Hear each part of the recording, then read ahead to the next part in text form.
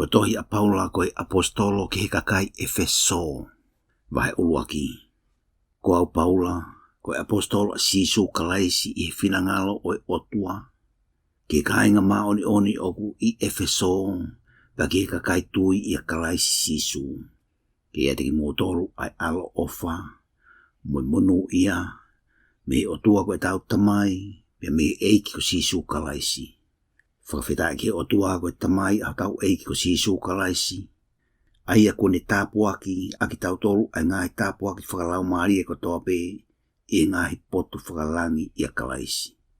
O whakatatau ki ene whiri aki tau tolu i a teia i te ki ai whakatupu a mamani.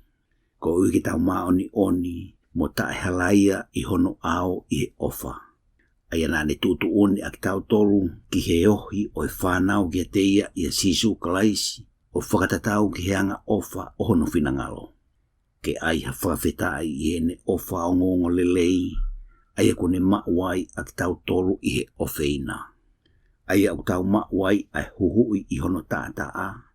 Koe whakamore more o ngahi anga hala. O whakatatau mohono lahi au pito o ene ofa. Aia kone whonu lahi au pito ai ki a te tau tolu i he poto kotoa pe mo ilo ilo. I he whaka ilo ki te tau tolu ai mea whaka lilo lilo o hono finangalo. O whakatatau mo anga ofa a ana aia na ane tutu uni i a te ia pe.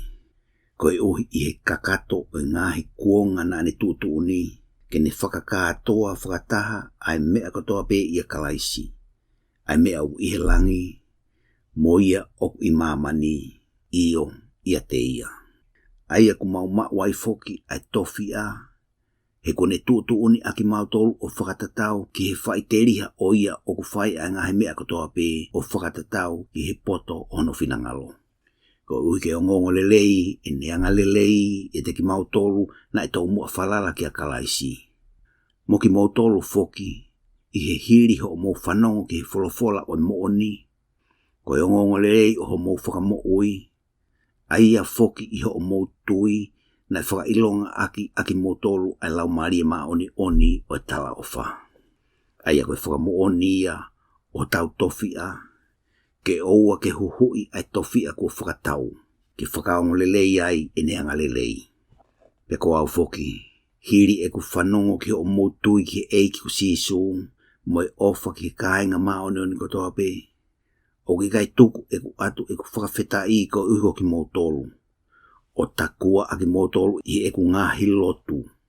Ko uhi ke tuku ki a te ki motolu e he otua o tau eiki ku sisu kalaisi. Ko tamai o e nau ai lau maari e o e poto mo e whakaha i he wha ilo ia. I he whakamama ai mata o mou loto. Ko uhi ke mou ilo ai. Pe koe ha ai amanaki lelei o ene hui. Pe koe ha ai koloa o lelei o no tofia i he kainga maoni oni. Pe koe ha hono lahi whakamana wahe o ene mālohi ke te ki tau tolu o kutui. O whakatatau ki he ngāue a hono mafi lahi au pito.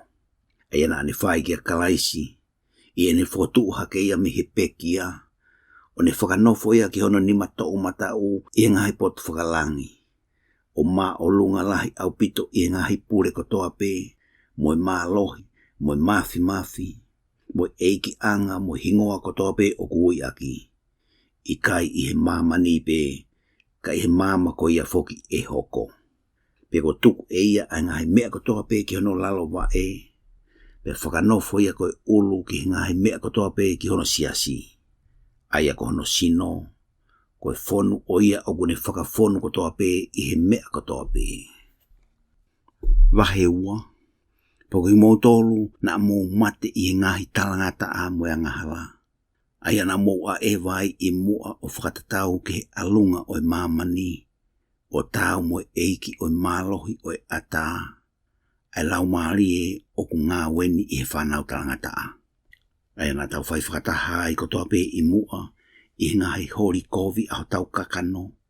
O whai ki he ngahi hori o e kakano mo e loto. Pe i unganga koe whanau o e hauhau o hange koe kakai kotoa pe. Ka koe otua. Aia o kumohu alo ofa. I hene ofa lahi nane o feina ai ak tau tolu. Io, Lolotonga e tau mate I ngā hianga hala, ko ne whakamo ui ak tau tolu whakataha mo kalaisi, ko mo ui I he ofa. Pea ko ne whakatu hake whakataha, o ne whakanofo aki tau tolu I ngahi potu whakalangi I a kalaisi sisu. Ko e uhi I ngahi kuonga e hau, ke ne whakaha hono lahi au pito o ene ofa I he neanga lelei ki aki tau tolu I a kalaisi sisu. He koe keresi pe ko mo ui mei ai, koe mea I o mo tui. Pe oku ikai mei ate ki mo tolu ia, ka koe whaki ai otua. Oku ikai he ngā ue, te ria nā pole ai hatangata. He ko ene ngā ue aki tau tolu. Ko whakatupu I a kalaisi sisu ki ngā ue lelei. Aia ko tau mua tu uni he otua ke a e vai aki tau tolu. Ko ia manatu, ko sentaire whakakakano aki mo tolu I mua. Na e ui ko tae kamu, e ia o kui ko kamu, I he kakano, na e whai he nima. Ko e uhi I he kuonga ko ia, na mo masiva kalaisi ai. Ko e au he aki mo tolu me he pureanga o Isleri, mo e kau muri ke ngai fuakawa o tala ofa, o tae haa manaklerei pe tae mau ai otua I mamani. Kako eni, ko e mea ia kalaisi sisu, ko ki mo tolu na e mama o atu I mua, ko whakaofi I he taa o kalaisi. He kua tau merino anga ia, aia kone ngauhi ai wā ke tahape. Pea kone holoke hifo ai a vahe I loto. Pea kone I kuna I hono sino ai tau fehi a. Io ai fono o ngahi whekau na e tuu I ngahi tuutuni. Kene whakatupu ia te ia I he ua ai tangata fo ou pētaha. Pea whakamerino ai. Pea koe uhi ke whakalerei whakatou osi pe ki he otua I he sino pētaha I he akau. Kua osi ene tāmate I aki ia ai tau whihi a. Pea hau o malanga aki ai merino ke teki mō tolu na e mama o atu. Pea teki nau tolu na e ofi. He koe mea ia te ia o tau mau whakatou osi ai hoko anga I lau maari e pētaha ke he tamai. Pea ko eni. Oku ikai ai koe kau muri mo e kau au nofu aki mō tolu. Ka koe kaunga kolo mo e kainga ma oni pea mo e whare o e otua. Pea ko whuatuu ki he tuunga ai kau apostolo mo e kau palofita ko hono fu maga turiki a sisu kalaispe. Aia oku whehoko taki lerei ai ai whare kotoa. Pea tupu ia koe whare ma oni ki he eiki. Aia kua langa whakatahai foki aki mō tolu, ko nofo anga o e otua I he laumarie. Wahe tolu, pea koe uhi koe me ani, kuau paula, koe pōpula a kalaisi, koe uhi ko ki mō tolu sentaile. I ko mō whanongo ki he lakanga I he ofa ai otua, aia kua whaki kia te au koe uhi ko ki mō tolu. Koe uhi nei whakailo e ia I he whakahaa kia te au ai mea whakarilo. O hange koe ia nei tohi si iki ai I mua. Aia, o ka mō kalau, te mō ilo e ku poto I he mea whakarilo a kalaisi.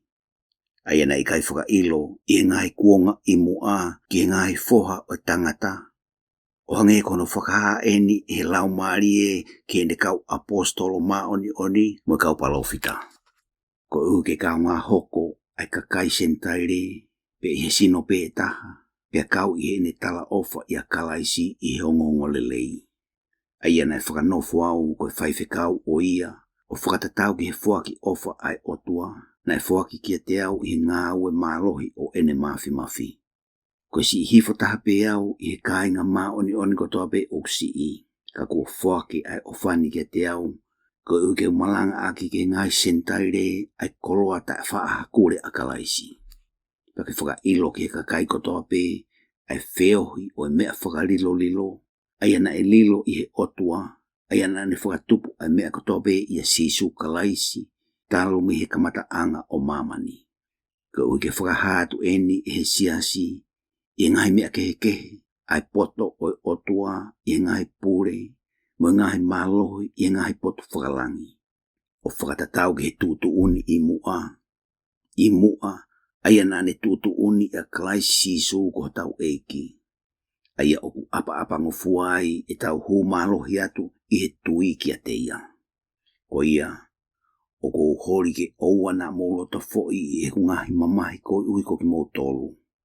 Aia ko mō fia anga. Ko mea ko ia oku o peluki ai hoku tui ki he tamai a tau eiki ko sisu kalaisi. Aia oku ui me iai ai whanau ko toa pe I he langi moi mamani. Ko ui kene fuaki ki a ki mō tolu o whakatatau mohono lahi au pito o enelelei. Ke whakamalohi aki mō tolu aki ai malohi I hono lau maarie I he tangata I loto. Ko ui ke nofo ia ho mō loto e kalaisi I he tui.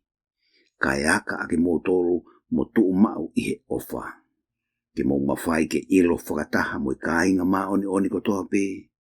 Hono mau kupu, mohono loloa, mohono loloto, mohono maolunga.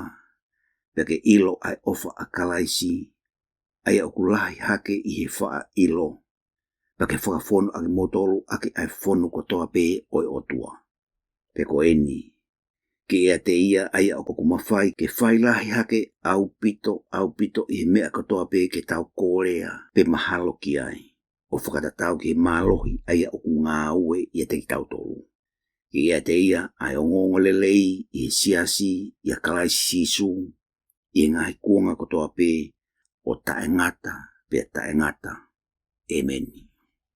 Wahai wha, pego eni ko au koe pōpula ai eiki o ko kore ke ki mō tolu, ke mō a ewa o tau moe ui aia ko ui I aki mō tolu. I anga vai kotoa pe moe anga malu, moe kātaki fuoloa, o fe wha kātaki aki I he ofa. O ahi lahi ke tauhi ai fe ofo o whani o lau maarie I he no o merino. O ku taha pe ai sino pe a taha ai lau maarie. Io. O hange kua ui aki mō tolu ke amanaki lelei pe taha o mō ui I. Ko eiki pe taha. Ko e tui pe taha. Ko e baptaiso pe taha. Ko e otua pe taha mo tamai a tau tolu kotoa pe. Aia o ku maa o lunga he mea kotoa pe. Pe he mea kotoa pe. Pe au nofo ia aki mō tolu kotoa pe. Ka kua fuaki ki te ki tau tolu taki taha kotoa pe ai ofa. O whakatatau ki hono lahi o e fuaki a kalaisi. Ko ia kune pehe ai. I ene aluhake ki olunga na ne taki pōpula ai whakapōpula. O ne atu ai ngahi fuaki ki e kakai. Pe ko ene aluhake. Ko e haia ka koe uhi na e tomua aluhifo ia ki he ngahi potu I mama ki laloni. Ko ia na ne aluhifo. Ko ia foki na ne aluhake o ma o lunga lahi au pito I he ngahi langi kotoa pe. Ko uhi kene whakafonu ai ngahi mea kotoa pe. Pena ne fuaki ai ni ihi ko kau apostolo. Mo ni ihi ko kau palofita. Mo ni ihi ko kau evangelio. Mo ni ihi ko kau whaifekau mo kau wakonaki. Kono whakahau-hawa o e kakai ma oni. Mo ngāu e whakawhaifekau ke langa hake ai sino o kalaisi. Kai oua ke tau hoko kotoa pe ki he whakataha I he tui. Pe mo iloi o e alo o e otua. Ko tangata hau-hawa.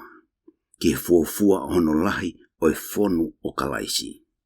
Ko oike oua na tau kei whakatamaiki o wheliri aki. Mo whe ave aki whano he matangi o e ako naki kotoa pe. I he poto kākā o e tangata. Mo e poto I he fie mua. Ea kunau toka tata o ai ke kākā. Ka rea aki ai mooni I he ofa. Pe tupake ia te ia aia ko kalaisi ko ulu I he mea kotoa pe. Aia oku whakahoko ai sino kotoa. Pe whakataha I he mea oku tokoni aki I he kupu kotoa. O whakatatau ki hono whaafai I he fua o e potu kotoa pe. Oku tupulaki ai sino. Pe langhake ia I he ofa. Pe koe me ani ko tala mo whakapapau I he eiki. Ke oua te moukei a ewa o hange koe a ewa ai sentaire ke he. I he vare o mou loto. Ko whakapo uri ho nau loto. Ko whakamawa hei me he mo ui whaka otua. I he vare o ia te ki nau tolu. Koe mea I he whewheka o nau loto. Ak nau tolu o tae mangui. Ko nau tukuange ak nau tolu ki he anga whakalia lia. ke whai a ngahi mea uri kotoa pe I he fie whai. Ka ui kai pe he hono ako ne kina aki mautolu mea kalaisi. E ko whanongo aki mautolu kia teia, pe ko wako ne kina aki mautolu mea teia, o whakatatau ki he muoni o kia sisu. Pe ko mea I he urunganga motu a, ke mousi aki a tangata motu a, aia o whakaria lia, pe tatau mo ngahi hori kowi whakakaka. Pe ke whakafu ou aki mautolu I he te fito o mouloto. Pe ke ai aki mautolu a tangata fo ou, ai au whakatupu ke tatau mo otua I he anga tonu mo maa oni mo oni. Ko ia ke li aki a loi. Ka taktaharea aki a mo oni ke ono kaunga api. He kutau whekupu aki tau tolu. Ke mou ita, ka owana a whai anga halai. Owana a tuku ke aluhifo ai la a mo mou ita. Pe owana a whaka ata atag he te volo. Ko ia iana e kaiha a. Ke oua e toi kaiha. Kane ngā we mua o whai ake hono nima a mea o ku lelei. Ko uike ne mau ke whoaki kia teia o ku masiva. Ke oua na hao hatala noa uri me ho moungutu. Ka koia o ku lelei o aonga ke langa ake hake. Ko uike tupu ai a toko ni ke kau whanongo. Pea oua na whakamamahi ke lau maari e ma oni o otua. Aia ku whaka ilonga ake motolu ki he aho o huhu I. Tūku ke mamao ia teki motolu a loto kovi kotoa pe. Moi ita, moi lili, moi fei oho aki, moi rea whaka kovi, moi whaka fas kotoa pe. Ka whianga lelei aki motolu kia teki motolu o manawa ofa. O whi whaka mole aki motolu. O hange koe whakamore aki motolu he otua koe uhi ko kalaisi. Wahe nima, ko ia ke whai taki aki motolu ki he otua, o tau moe whanau o feina. Pea ewa I he ofa, o hange koe o feina aki tau tolu e kalaisi. O ne whoaki ia ko uhi ko ki tau tolu, koe hifo moe whei lau ki he otua, koe mea namu kakala. Ka koe whei awaki, moe uri kotoa pe, moe manu, ke ouana alea tu o taha ki ai e teki mautolu, o hange koia o kutau, moe kāinga maa oni. Pe koe whakarieria, moe tala noa lau noa, moe whie ngutu hua, aia oku I kai lelei lahi ai whakawhetai. He kubo ilo eni, oku I kai hawhi awaki, peha taha uri, peha tangata manu, aia koe tau hita mapua. Tine mau hato fia I he pure anga o kalaisi moe otua.